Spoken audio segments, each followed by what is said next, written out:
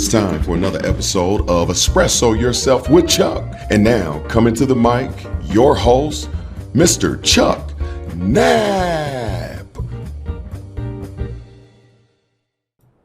Brenda VanLengen is a face and a voice you will recognize if you have paid attention to just about any women's sports events. She's the lead broadcaster on Big 12 Conference women's basketball. You'll hear her during the NCAA tournament. And she's also the executive director of If Not For Them. For a trip to the national championship.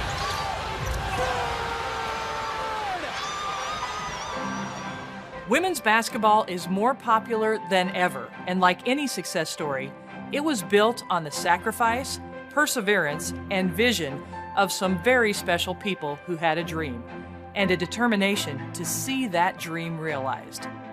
Hi, I'm Brenda VanLengen. I've personally announced over 1,200 women's basketball games in my 26-year television broadcasting career, and I'm grateful for the women and men who broke barriers, changed social norms, and created a path for women like me to be able to play sports in high school and college and build a career beyond. If Not For Them is a deep dive into the true history of those who built the foundation for college women's basketball, as told by the legends themselves, as well as those close to them. We'll explore the origins, the characters, the challenges, and of course, the stories. Stories like the Hutcherson Flying Queens of Wayland Baptist, the winningest team in college women's basketball history. They impressed everyone who saw them. They were awesome. They were, you're talking about immaculate with handling the ball. And I'd never seen that before. In the 1950s, they opened the door by being the first college to offer women's basketball scholarships. Plus, they had a sponsor that flew the team all over the country. I was about 7 at the time, but I always remember when they were taxing out that I was going to fly the Queens. The team won 10 AAU national championships and had a fierce rivalry with Nashville Business College. Betty Ransom once hit the game-winning shot against them on homecoming night. That was probably one of the most thrilling nights of my basketball career. Over 70 years ago, the Hutchersons showed that if you support women playing basketball, they can thrive. If not for them, there might not have been such a glaring need for Title IX as we had in early 70s. Title IX became necessary because there weren't opportunities for women throughout the country like the Flying Queens created. In fact, the NCAA made it clear they were an organization for men and by men. They weren't interested in women's sports. So a group of strong women took matters into their own hands and formed their own organization. You know, I don't think there was anyone in that early era who hadn't played, who hadn't been a participant, who hadn't experienced the joy of sport, who hadn't believed that it was a big part of what made them who they were. So it's not a hard formula. You think about what you experienced, what you valued, how it impacted your whole life, and you want to recreate that for the next generation. And I think that's basically what has happened over time. Then there's Sonja Hogue. The charismatic teacher and cheerleading sponsor from Ruston High School never had the opportunity to play basketball competitively.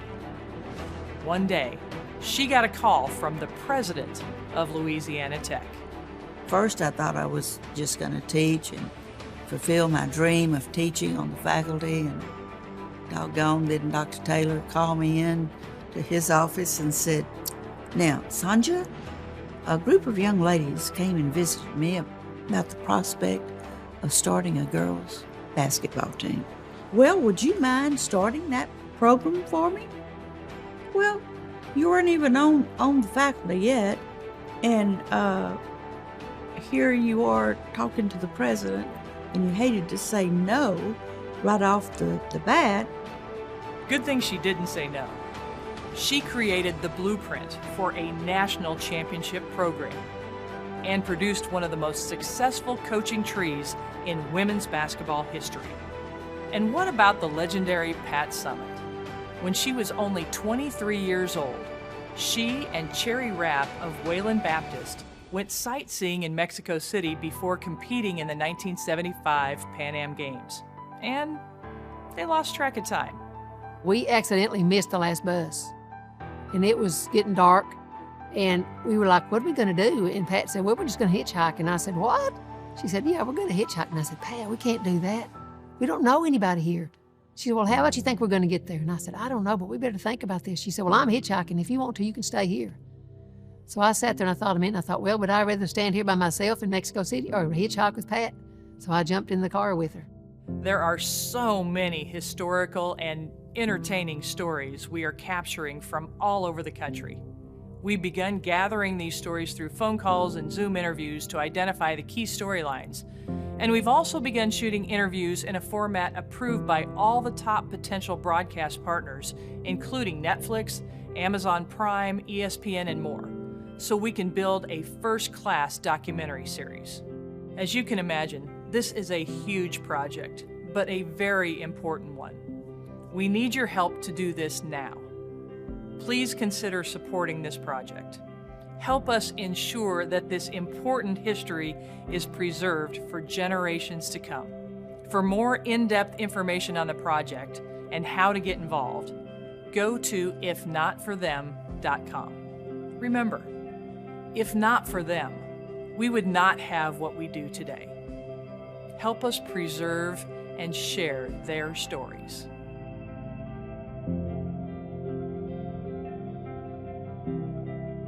Brenda not only went on Coffee with Chuck at the time, but she also appeared at one of our statewide student events as a keynote speaker. So we really appreciate Brenda doing that.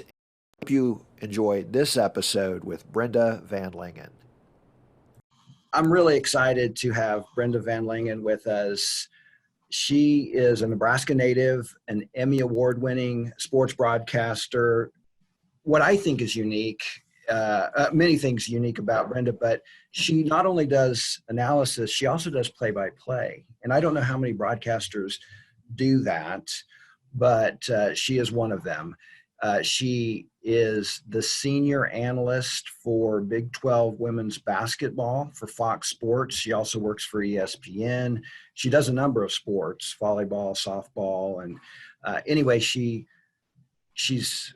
a very accomplished, obviously, by winning an Emmy, but she's very accomplished. She has a great career path because, believe it or not, she didn't start as the lead analyst for Big 12 women's basketball. There was a path and a journey to get there. So, Brenda, this is our first summer session. I know we've got some students who are interested in broadcasting that are planning to join us at some point.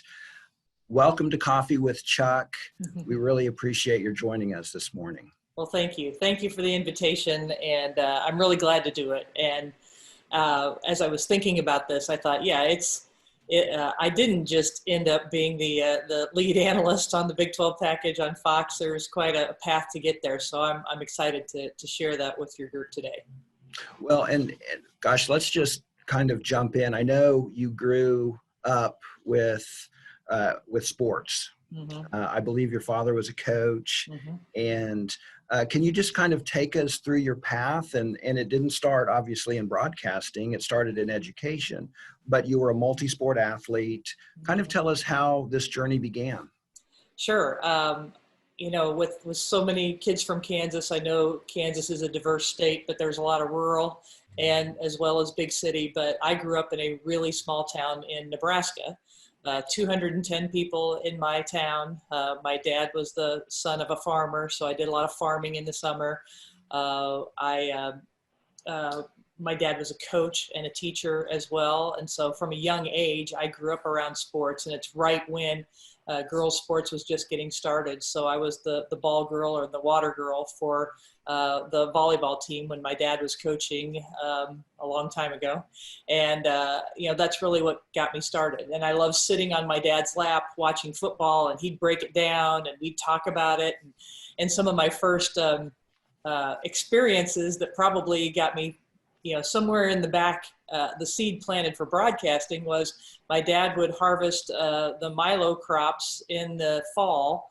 And I would sit in the truck at the end of the field and listen to the radio broadcast of the Husker football games. And when he'd come to dump the grain in the truck, he would check in and I would report to him what had happened in the football game.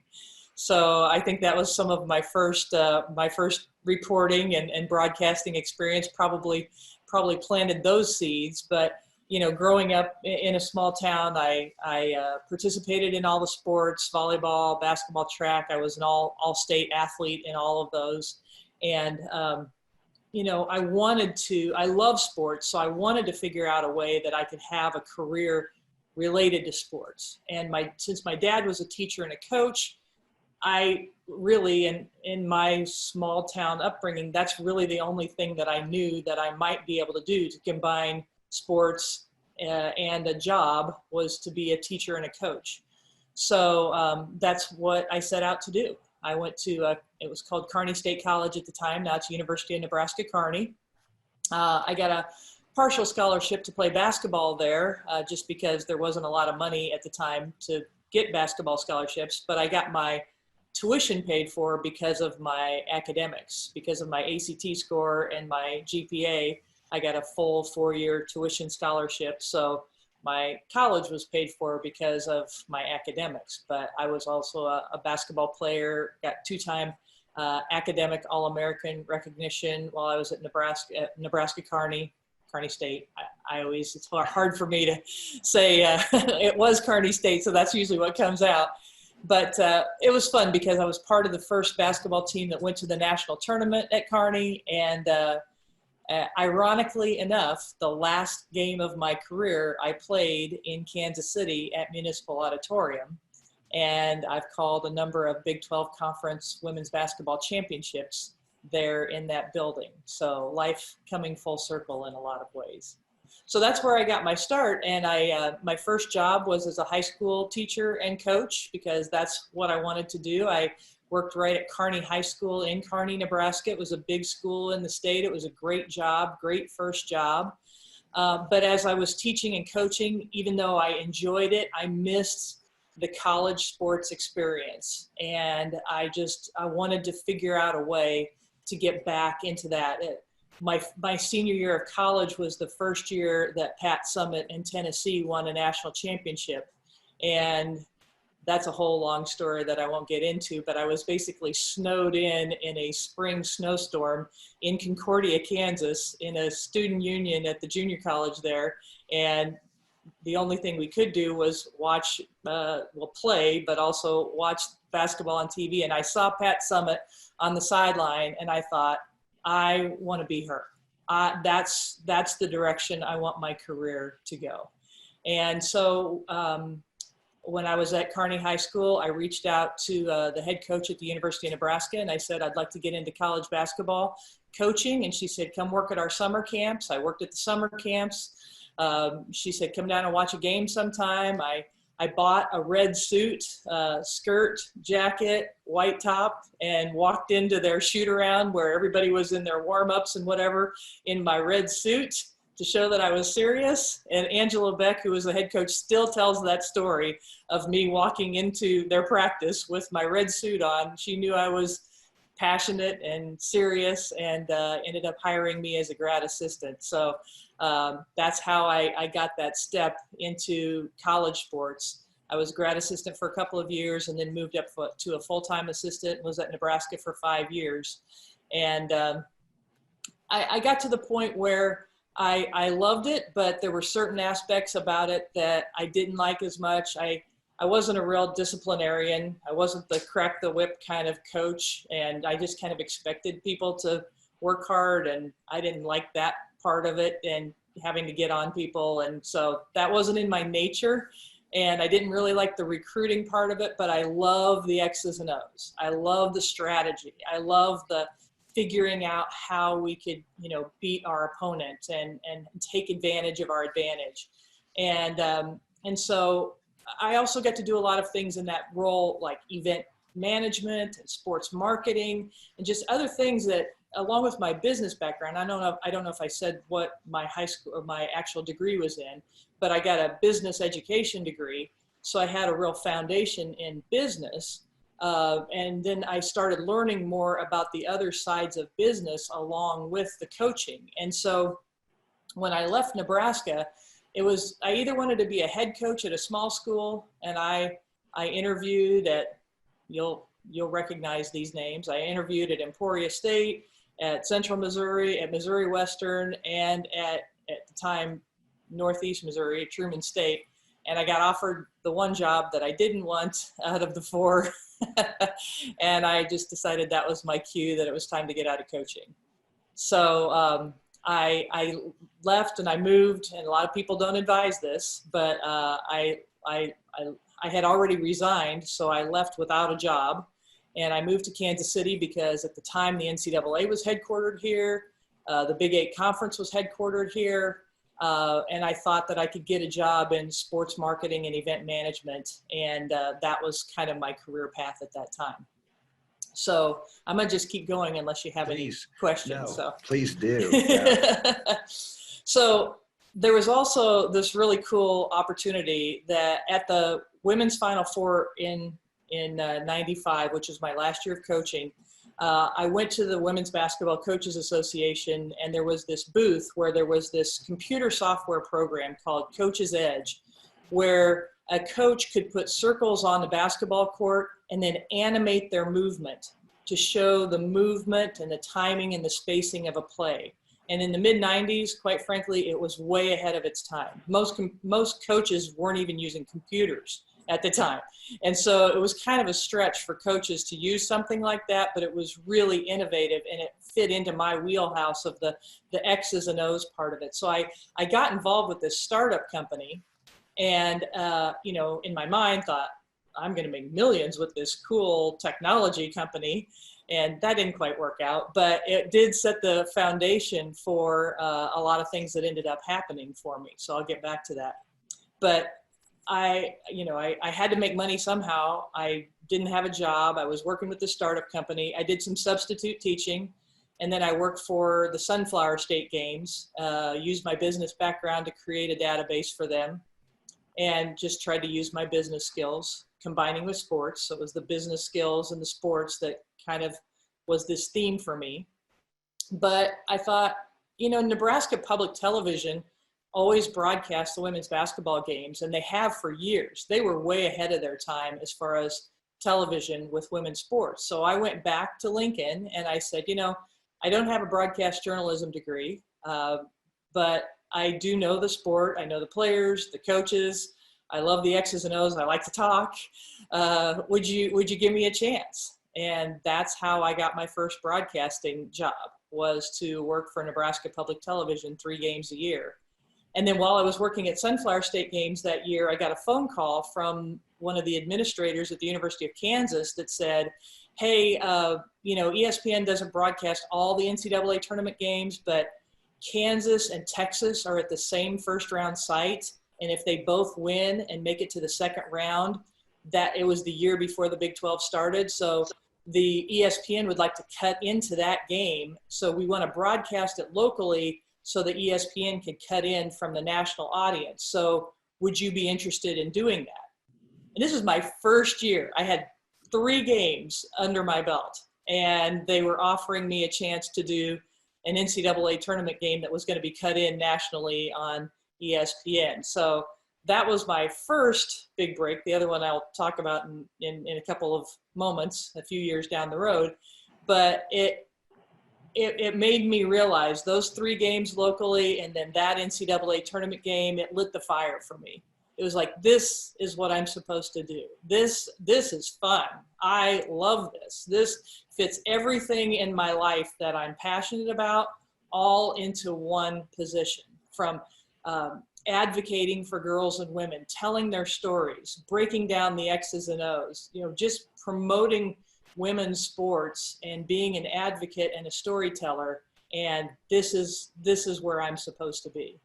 So that's kind of how the broadcasting started, but it was, 4 games in 1 year. So it wasn't I wasn't making, big dollars. I wasn't ready to quit my day job. I didn't even have a day job at the time. So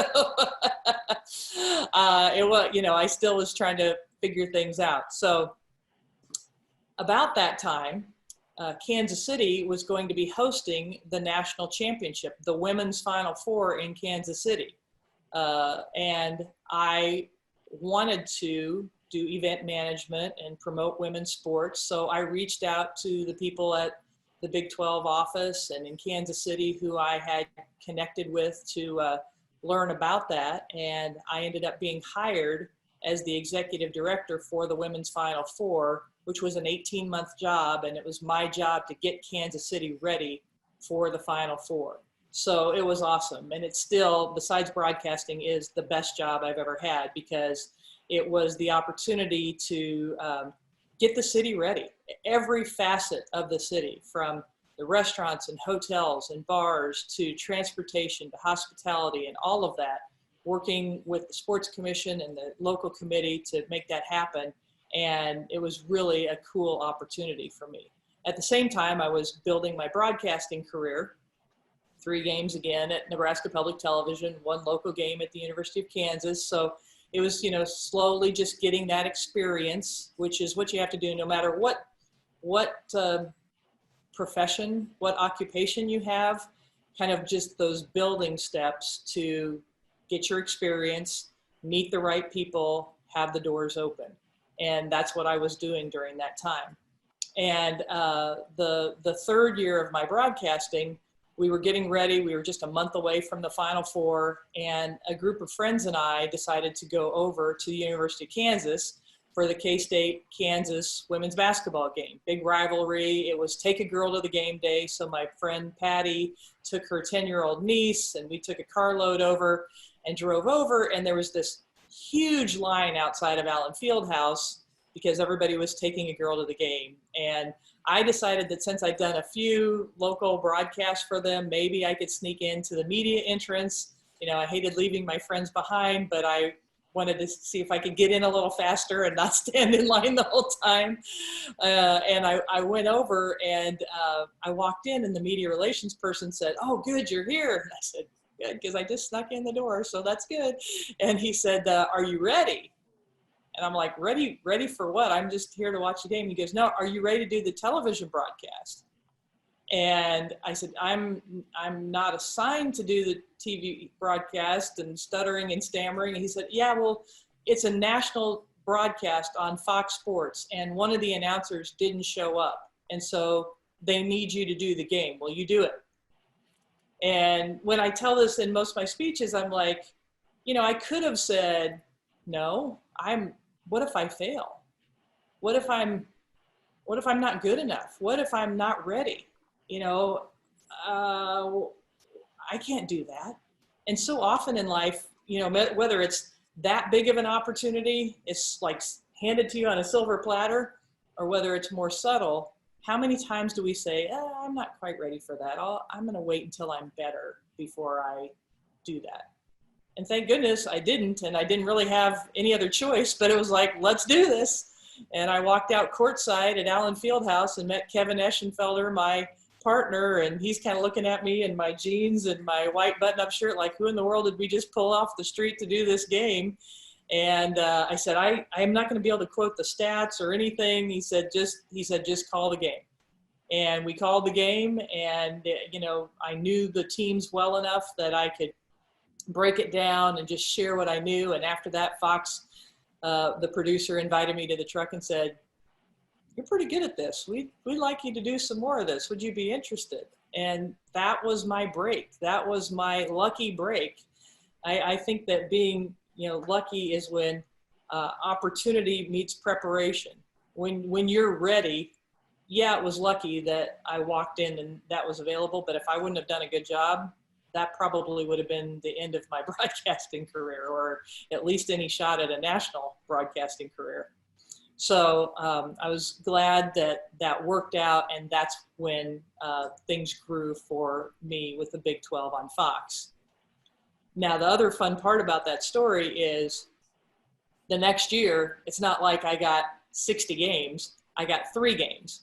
And one of them was the day after my only sister's wedding that I was the bridesmaid. I was the maid of honor. And so I had to kind of, tone down the celebration. I was still there and present for my sister's wedding, but I had done all my preparation for the game up until then. And I got up at 6 o'clock the next morning to drive to the Bob Devaney Sports Center in Lincoln to do the shoot arounds and be ready. And that game that day at the University of Nebraska versus Iowa State, my broadcast partner sent the videotape, for those of you that are too young to know what that is, a VHS tape that was recorded of the game, sent that to ESPN, my play-by-play partner did, to try to have ESPN notice her, and they noticed me. And so ESPN called me up and said, hey, we would love for you to do some NCAA tournament games. They didn't realize that I had done one a few years ago, just a little shout out from Robin Roberts. But I got the opportunity to do NCAA tournament games. And then that's where it started for me, that I was doing the Big 12 package on Fox for years, and then NCAA tournament games on ESPN. And so my relationship with ESPN grew, my relationship with Fox Sports grew. I did a lot of local and regional broadcasts from CBS television. When Big Ten Network came around, I did some Big Ten Network games. And I'll pause because I'll tell you about, you mentioned the play-by-play and analyst. I'll tell you that part of it in just a moment. But the other little story I want to insert here is about taking a risk. And I'm a big believer that, the best things in life happen when you step outside your comfort zone and when you do something a little bit risky. Yeah, I left the University of Nebraska coaching without a job to go to. It was a risk. After the Final Four position, I was invited to the NCAA to interview for a championship director position. I mean, it was really kind of the job that I was gunning for, right? With sports and event management and championships. And I just come off directing the women's Final Four. And I went through the interview process, and I was in the meeting where they were about to offer me the position. And I just thought to myself, if I take this position, I'm not going to be able to be a sports broadcaster, because they won't let me leave, because my most important time of year will be during basketball season, preparing for championships, or all year preparing for different championships. And I really like this broadcasting thing. And so I decided to turn down this pretty sure job at the NCAA that could have grown into something that, may have been something I would have been really happy with, but I wouldn't have been able to pursue this opportunity with broadcasting. Now, remember, at the time in my broadcasting career, I had just gotten that walk into Allen Fieldhouse big break opportunity, but I didn't have anything other than that. I mean, I was making, less than $2,000 a year on my 4 broadcasts that I was doing. And it wasn't a sure bet at all, but it's something I felt very passionate about, that's the path I wanted to go down. So I turned down the job at the NCAA. I took a risk, and it took several years to be able to build up for my broadcasting to be full time, but it's led to now I just finished my 25th year of broadcasting, and I am one of the only announcers that does play-by-play and analyst work, and have relationships with ESPN and Fox and SEC Network and Big Ten Network and others without an agent. And I'm, done all of that, I think, with just good relationship building and doing my job well and preparing for it, and all those things that are so important no matter what your job is, whether it's broadcasting or something else, and being your own best advocate. And so I'll finish up with, and then turn it out for questions and stuff, how I got to the point of being play-by-play and analyst. So I was about 12 to 15 years into my career, I had another full-time job. After the Final Four, I actually took a nonprofit job with a group called PE for Life. We were all about advocating for physical education and activity for kids to keep them healthy and active, the importance of physical education in school. So I helped build up that nonprofit organization while I was building my broadcasting career up to like 35 to 40 games per year. And at that point, it was like, I was to the point of almost feeling like I had 2 full-time jobs. And even though I enjoyed what I was doing with PE for Life, I knew that ultimately I wanted to be in broadcasting full-time, but it was still taking that leap. It was leaving a full-time job with a full-time paycheck and benefits and health insurance and all of that to just do broadcasting. And it was a risk. And so, and here's my puppy. I don't know if you can see him or not. There's Barkley. All right. So, oh, and here he is. He's going to come right up beside me. All right.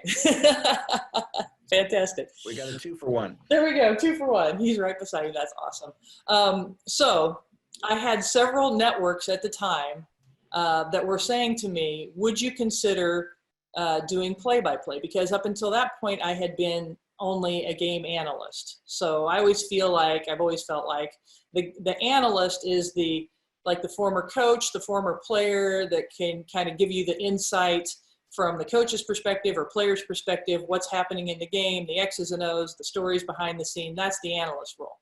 The play-by-play is the person that kind of sets things up. Here's what the storyline is. Here's who just scored. Here's who just fouled. They're more the director, and the analyst is filling in with information about the how it happened and the why it happened. So play-by-play is who and what. The analyst is the how and the why.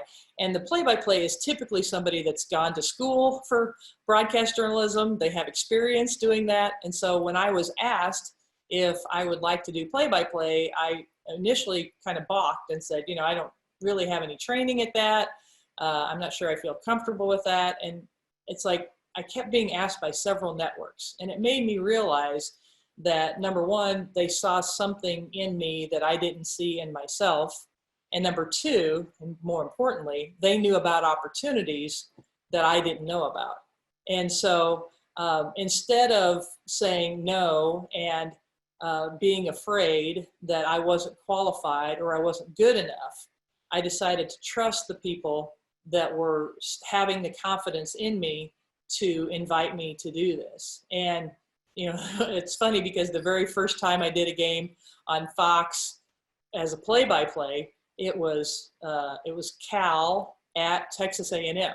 I mean, it wasn't 2 really small schools that nobody will ever hear of. It was a pretty big game. And I remember, the setup and, doing the things that I needed to do to get the game set up. And then the ball was thrown in the air and the game started and I'm just watching going, oh shit, I'm supposed to be talking right now.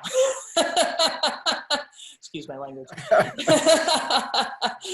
it was, I wasn't used to being in that role. I had to completely switch my thinking where as the analyst, I kind of watched and observed and took it all in and commented on it. The play-by-play, I need to be on top of it and saying what was happening at the time it was happening. And so, I learned on the job, and I'm very, very thankful that, Fox, especially Fox Sports, allowed me to do that, just to learn on the job and just use my years of experience as a broadcaster and kind of fumble through the play-by-play to improve and do better. The irony is then Fox a couple years later said, we think we're going to move you back to being the analyst. And then ESPN said, you do play-by-play? We would like you to do play-by-play. And so basically at about that time, it doubled my opportunities and I was able to quit my job.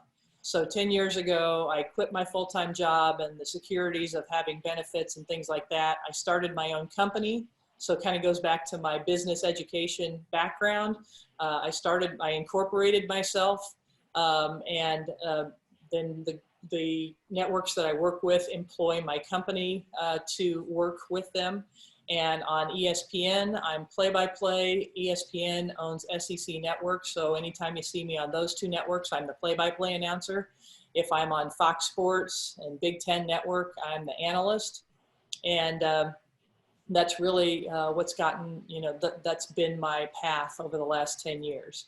And I have, lots of stories. I was able to go to Russia to the World University Games and call the gold medal game involving USA versus Russia in Russia, which was an amazing thing. I've called tournaments in the Virgin Islands, St. Thomas. I also have been able to go to the Bahamas for some tournaments. And I've called 7 national championships in the NCAA Division II and about 6 to 7 more in NAIA national championships. And so it's been an incredible career of being able to, take those things that I loved growing up in Roseland, Nebraska, sports and education and communication and even the business side of it, and put those all together into a career that I've been really blessed to have throughout my life. Well, it's an amazing story, and just all of those lessons we can learn, taking a risk, believing in yourself, being ready for an opportunity. I've got a lot of questions, but I want to, and I know we do have some students, so let me open it up for questions now if anyone that's listening has one, and then I'll start into mine if you're not ready with yours. Anyone, you'll need to unmute yourself. We have a student question. I was gonna ask, was there ever times when you felt like, what am I doing here? What am I doing? Or am I sure this is the right path? Or things like that. That's a really good question. Is it Xavier that asked that? Yes. Yeah. Yeah, I'd say throughout my career, there have been times where I've been like, yeah, is this really what I want to be doing? And in those times, that's where, you really have to evaluate and make a decision. Am I going to continue on with this? Or am I going to make a change in my path? And that's where, when I was at the University of Nebraska, I really wanted to be involved with college sports, and I loved coaching. And I grew up in Nebraska, so coaching at the University of Nebraska was a really big deal. And as I really evaluated, though, and thought, there's some things about this that just aren't filling me up, that aren't making me as happy as I want to be in my life. And I made a decision to leave and take another path. And it was risky, but it ended up being the best thing. Now, would I have been happy if I would have stayed even further back? If I would have stayed a high school teacher and coach all my career, I think I would have loved that too. And I think I would have loved being at the University of Nebraska for as long as I could. But at some point in your life, I think you have to kind of decide what is it that you want to do? What do you want to accomplish? And by finding my way to broadcasting, it brought everything together that I am passionate about. And I didn't say this at the beginning, but I like to say this in a lot of my speeches. When you're thinking about a career, think about these 3 things. What is it that you're passionate about, first of all? What are the things that get you fired up and make you excited? So what are the things you're passionate about? Number 2, what are you good at? What are the skills that you have, the experience that you have, the education you have? What are you good at doing? So what are you passionate about? What are you good at doing? And then number 3 is, how can you make money doing that? So if you put each of those things in a circle, the place in the middle is the job that you should have. A lot of people have a job they're passionate about, but may not make very much money. Some people may do something that they're really good at, but they're not passionate about it. Or they may be doing something they're really good at and they make a lot of money at, but they're not passionate about it. To be fulfilled in your life and your career, it's having all 3 of those things. And that's something I think that's important to evaluate. Hey, do you have a follow-up, Xavier? No, not really, but I just wanted to thank you for answering my question. I really think I feel the same way about that, things that I'm passionate about, and what I want to accomplish, and that really what I want to do coming up in high school. So thank you for that. That like kind of sounds like you're moving something around. I didn't hear the last part. I heard you say that, you know, you want to do something you're passionate about, but then what'd you say? I said that really helped me think about things that I want to do coming out of high school, because there's a lot more opportunities. So things I'm passionate about, and things along those lines. Good. Thanks. Xavier's one of our student leaders. He's actually, just finished middle school at Turner Middle School in the Shawnee Mission District. So in your neck of the woods. Yes, Brenda. I live in Olathe, so I am not far from there at all. Yeah, so he was our Career Association president, in fact. So awesome. We're very proud of him, and thanks for joining us today. Now, I see that Caitlin has said that her microphone is not working, but she wants to know why Oklahoma State women's basketball is the best program in the Big 12. Yes. Can you give us your best analysis of that question? Well, Caitlin, you know that everybody in the Big 12 would give me a hard time if I, chose one favorite, but you, Caitlin, are one of my favorite players that I enjoyed covering because you worked so hard, you played with enthusiasm and passion, no matter what role you were asked to play, and I think those are extremely great qualities, and I know that you are now influencing young people back in your home state, and I want to thank you and congratulate you on doing something that's really important as you go forward in your life. Thank you. I switched over to my phone so I could actually talk now. Awesome. Well, that's how Chuck and I got connected, was because I saw one of your posts to your team, and then I think he chimed in and we ended up talking. So thank you for the connection. Yeah, there you go. I actually was watching a highlight from, I think it was a 2015 Bedlam game that Caitlin was playing in and Brenda was calling, or doing the analysis on. So that was kind of fun. So you come into contact with a lot of programs, a lot of athletes, and in addition to what you do with the game broadcasting, you also do a number of other things. You're doing just Big 12 conference, maybe the media day. There are also some shows about the conference. There's something else you do. It's called Film Room. I've seen some of those. And recently you did one on Peyton Williams. And Peyton happens to be part of the Jag family, the Jag K family, because her mother, Kim, is part of our team. Hello. And there she is. Hey. Hello. I heard some talk about Oklahoma State being the best. I couldn't stay out of that. So right. Here I am. See, Caitlin, look, you're already getting me in trouble. So hey, it was awesome to hear your story, Brenda. And big fan of yours, obviously. Great to hear, listen to you for a change and talk about you, which is so awesome. So thank you, Peyton. I have enjoyed covering you throughout the course of your career and wish you the best as you go to your next chapter. But it's a lot of fun to see your face. I heard that you had stopped by Chuck's office yesterday. Yes. Yes. So and there's Kim.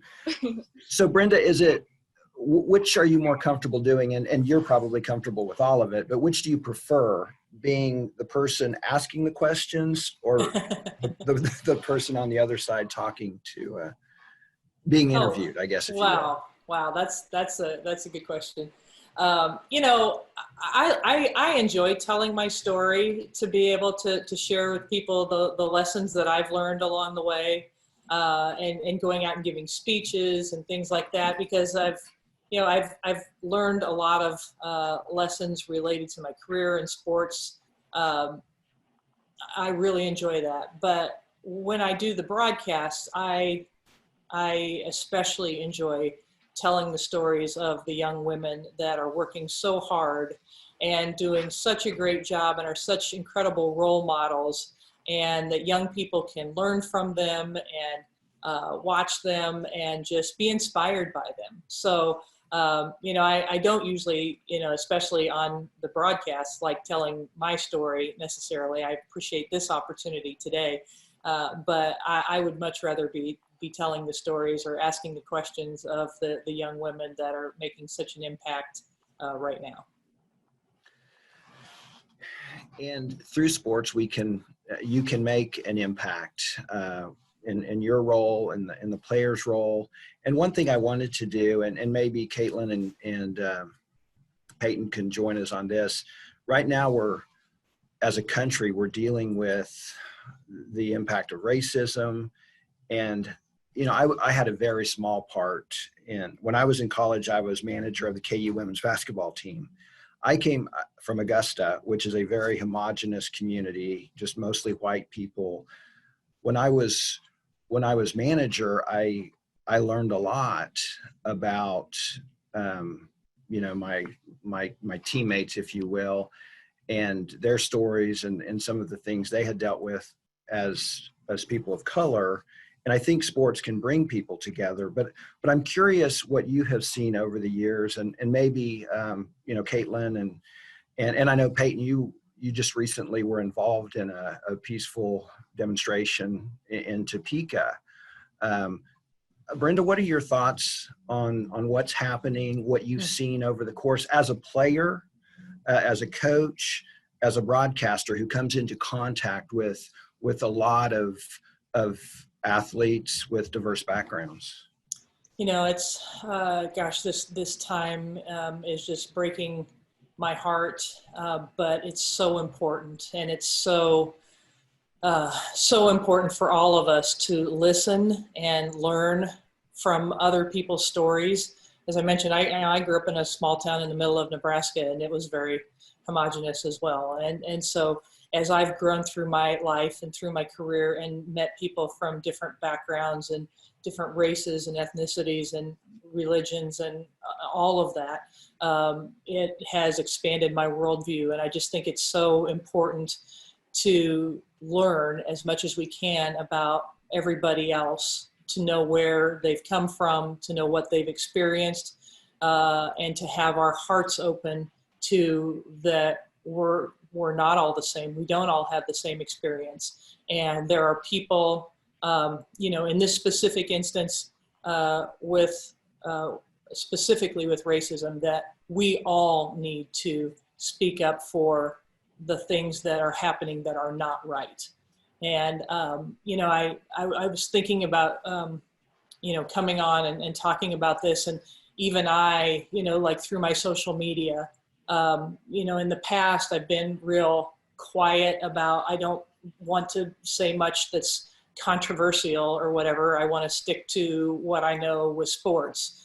But I realized that staying quiet on this important issue is not what I need to do. I need to speak up, because I have not been discriminated against in that fashion. And I need to be on the side of people that need to be, we need to join in and advocating for and being locked arms with, to make sure that nobody is treated the way we have seen the treatment across the United States. So I wanted to share just before Peyton and Caitlin chime in here, though, that I saw something on social media yesterday that I really appreciated, that says, some are posting on social media, some are protesting in the streets, some are donating silently, some are educating themselves, some are having tough conversations with friends and family.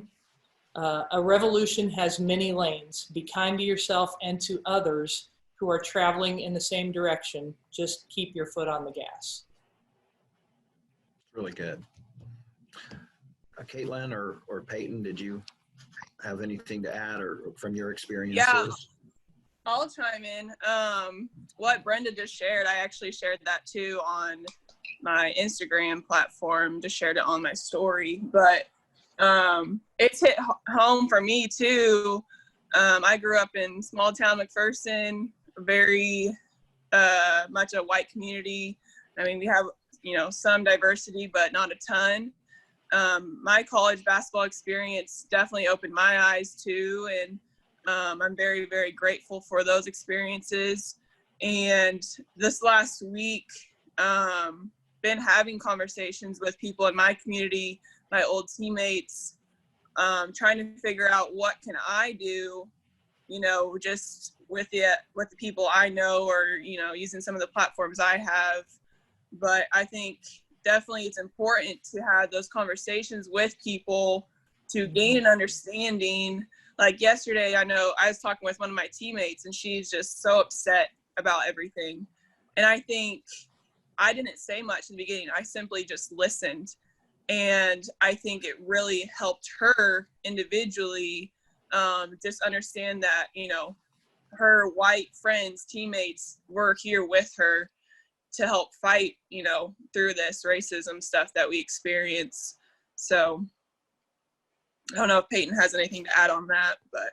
Yeah, no, I totally agree. And something that needs to be acknowledged is that within the athletic community, these Black men and women are a huge part of this community. And to the teammates that are with them and the white teammates that are with them, it's been hard to see our teammates go through this time, and it's been difficult to know how to support them in a way that's meaningful. And it's been a time of really, like you said, Caitlin, just listening, and I've been learning so much in the past week, and just trying to figure out how I can find a voice for my teammates and for my friends. My family, now that I've been with them for so long, and have gone through, the workouts and the sweat and the pain with them, and so to be with them in this pain as well, I think has been really meaningful. And so, yeah, I think it's just been really a lesson in empathy for me, and educating myself, and trying to do my best to speak up for my teammates and for others throughout all of this. And it's been a tough time for our country. And that post that you shared, Brenda, is so meaningful, and that everyone's trying their best to make a change. And I think if we can just keep it going, that's what we got to do. Yeah, keep our feet on the gas. That's good. Also, I appreciate Peyton making a special appearance on Coffee with Chuck, and Caitlin has just been outstanding.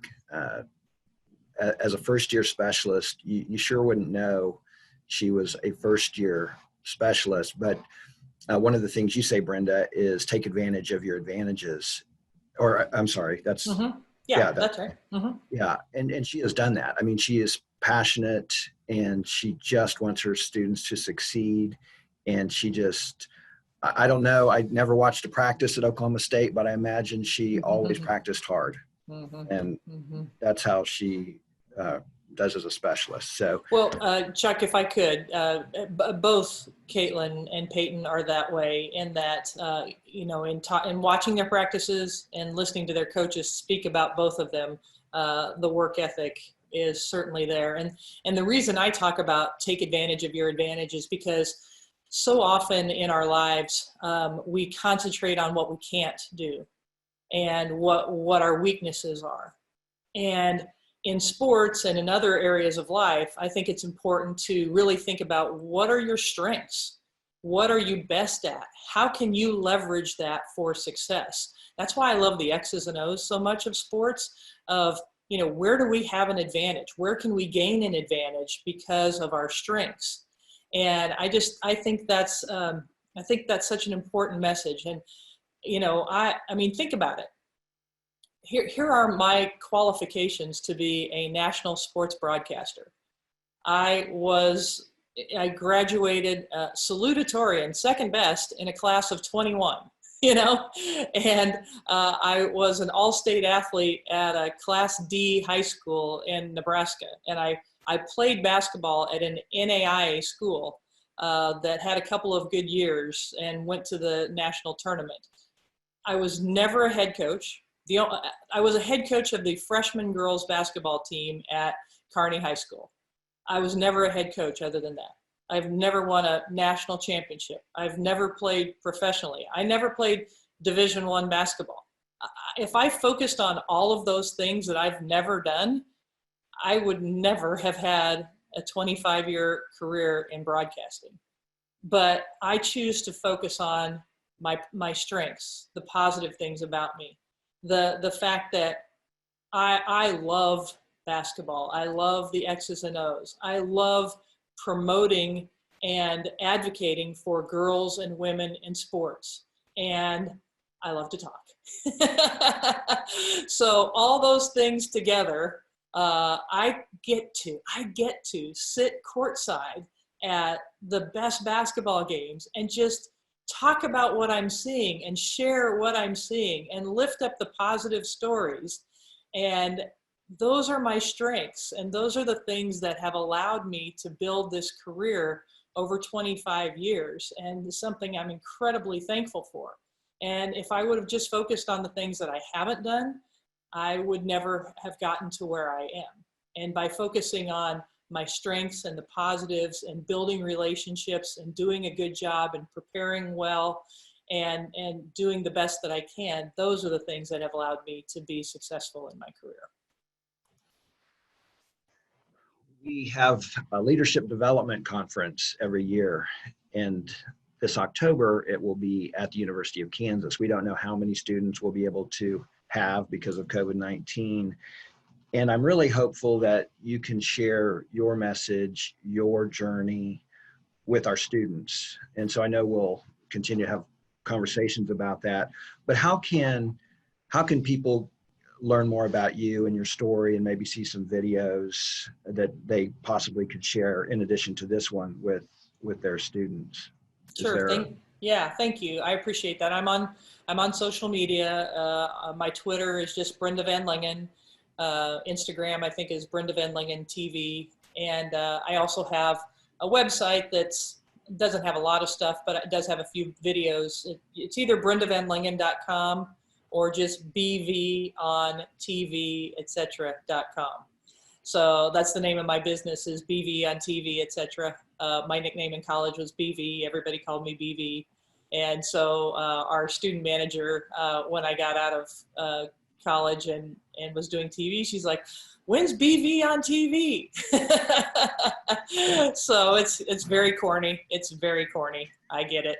But that's the name of my website, is bvontv.etc.com. And I'm on LinkedIn too, for those that are on LinkedIn. So yeah, I would love to get out and speak to groups. As I transition into this next phase of my life, I've been doing 60 to 70 basketball games per year for the last 10, 12 years. And number one, who knows what this next basketball season is even going to look like, or if we'll even have one, if the virus returns in November or December. I mean, we just don't know. So I'm trying to do some other projects and some other things during this upcoming year in case we have a shortened season or modified or don't have a season. But also, as I look to the next 10 years of my career, I'm not sure I want to run quite as hard as I have for the last 10 to 15 years, where I'm in an airplane every day of the week and traveling all over the country and, away from home 5 to 6 days a week. And I love doing what I do, but I'd like to be a little more selective about what I do going forward. And so if I can do other things like get out and speak to groups and help in other ways, I would like to do that as well. Well, we sure appreciate your time today. I've got a list of questions about your game prep and all kinds of things related to the job, but we'll have to save those for another time. I did want to make one correction. Xavier is from Hawker Grove Middle School, and I know that. I visited him there, but I mistakenly said Turner. But anyway, we really appreciate him joining us and any other students that joined us today. Brenda, thanks again for your time. We hope that this will be the first of other conversations we have with you, so we can share your journey, learn from your experience, and help others as well. So thank you very much. Thank you for inviting me, and I appreciate it. And if anybody on this call, if there's anything that I can do for you and help out in any way, I would love to do that. And so thank you, and best wishes to all of you. Thanks for watching Espresso Yourself with Chuck. Please subscribe to our YouTube channel and get notified of any new episodes of Espresso Yourself with Chuck or other videos with our JAG-K program. Thank you.